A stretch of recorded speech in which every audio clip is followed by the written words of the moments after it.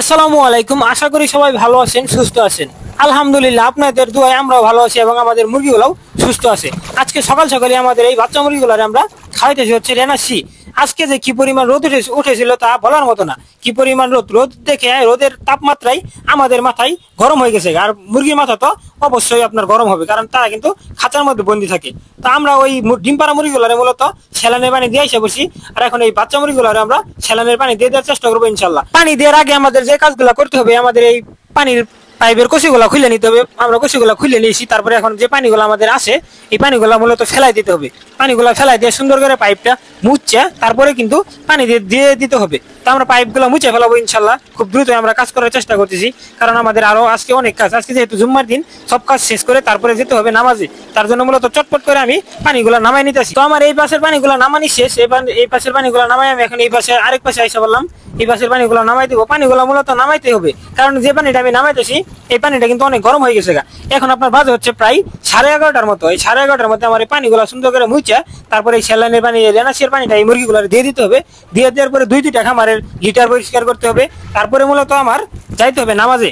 কি পরিমাণ একটা চাপ থাকে একটা লোকে আপনার 2-3টা খামার সামলানো যতটা সহজ মনে করেন ততটাও কিন্তু সহজ না। যদি কামের কৌশল না জানে, কামের ভাষাও না বুঝে, তাহলে কিন্তু জীবনে আপনার 2-3টা খামার একটা লোক সামলাইতে পারবো না। আপনার গায়ে যতই জোর থাকুক, আপনি যদি কৌশল না বুঝেন তাহলে কিন্তু খামারের কাজ করতে পারবেন না। তো আমি এই বাসের পানিগুলো সব নামাই নিয়েছি। সব পানিগুলো নামাই নিয়ে এখন আবার কষিগুলো লাগাই দিলাম। কষিগুলো লাগাই দিয়ে মোটরটা জুড়ে নিতেছি।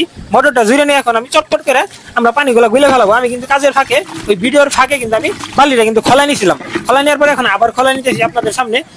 তো খোলা নেওয়ার পরে এখন আমি অল্প কিছু পানি নিয়ে নিবো। অল্প কিছু পানি নিয়ে নিবো। মগটাও সুন্দর করে খোলা নিলাম। খোলা নেওয়ার পরে আগে অল্প কিছু পানি দিয়ে নিবো। অল্প পানির মধ্যে যদি আমরা ওষুধটা মিক্সড করি তাহলে কিন্তু আমাদের ওষুধটা সুন্দরভাবে মিক্সড হবে।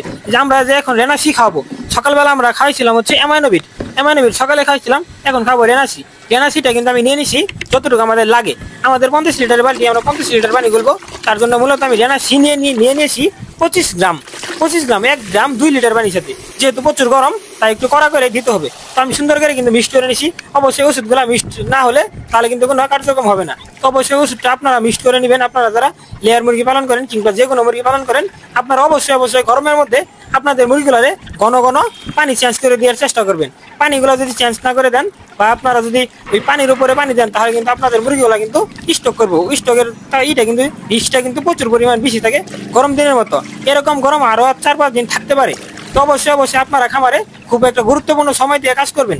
কাজের উপরে কোনো ওষুধ নাই। কাজ যদি ভালো মতো না করেন তাহলে কিন্তু মুরগিগুলা টিকাতে পারবেন না। তো এইদিকে আমার সব মুরগিগুলারে তাই পানি দিয়ে শেষ। মুরগিগুলা পানি পার পরে কি পরিমাণ খুশি। মুরগিগুলা মূলত কখন ধরে পানি তো টানতেছি প্রায় 10-15 মিনিটের মতো হয়ে গেল। আপনার ওই সমস্ত পানির পাত্রগুলো মুছতে 10-12 মিনিটের মতো সময় লেগে যায়। এদিকে পানি দিতেও 10-15 মিনিট দেরি হয়ে যায়। তো সব তাড়াতাড়ি করে আমি পানিগুলো দিয়ে দিতেছি। পানিগুলো দিয়ে তারপরে মূলত মুরগিগুলারে খাবারগুলো আমার হাতায় দিতে হবো। কারণ আপনার এই গরমের মধ্যে এই মুরগিগুলার যে বয়সটা, এই বয়সে মুরগিগুলো আপনার বমি করে খাবারের যে ইটা আছে পাত্রটার মধ্যে বমি করে আপনার খাবারগুলা একেবারে নেড়া বেড়া করে ফেলা। তো মূলত খাবারগুলো একটু পরে হাতায় দিলে আপনার তারপরে মূলত আপনার মুরগিগুলো আর ওই খাবারগুলো খায় ফেলে। তো আমি চটপট করে এখন খাবারগুলো হাতায় দিব। আপনার খামারে আপনার যদি গরমের দিন যদি বেশি সময় না দেন তাহলে কিন্তু আপনার মুরগিগুলা টিকানো খুবই কঠিন। মুরগিগুলা কিন্তু স্টক করে মারা যাবে। আপনাকে যে কাজটা করতে হবে, অবশ্যই আপনারা স্যালাইন খাবেন। যখন প্রচুর পরিমাণ গরম থাকবে অবশ্যই স্যালাইন খাবেন 2 বেলা। আর একটু পরেই যে ফ্লোরগুলো আছে ফ্লোরগুলো ভিজাই দিবেন। আর উপরে যদি ঝর্ণা থাকে, চালের উপরে যদি ঝর্ণা থাকে তাহলে ঝর্ণা চালাবেন। আর ঝর্ণা না থাকলে ঝর্ণা অবশ্যই লাগাবেন। আর একটু পরেই মুরগিগুলার খাবারগুলো হাতায় দিবেন, তাহলে কিন্তু মুরগিগুলা খাবো। তো আমাদের মোটামুটি খামারের কাজ শেষ হয়ে গেছে। এখন মূলত এই খামারের কাজ শেষ, পানি দিয়ে শেষ এবং খাবার হাতায় দিয়ে শেষ। এখন আমি মিটার গুলো পরিষ্কার সুন্দর করে চলে যাবো নামাজে। তো সবাই আমাদের খামারের জন্য দোয়া করবেন।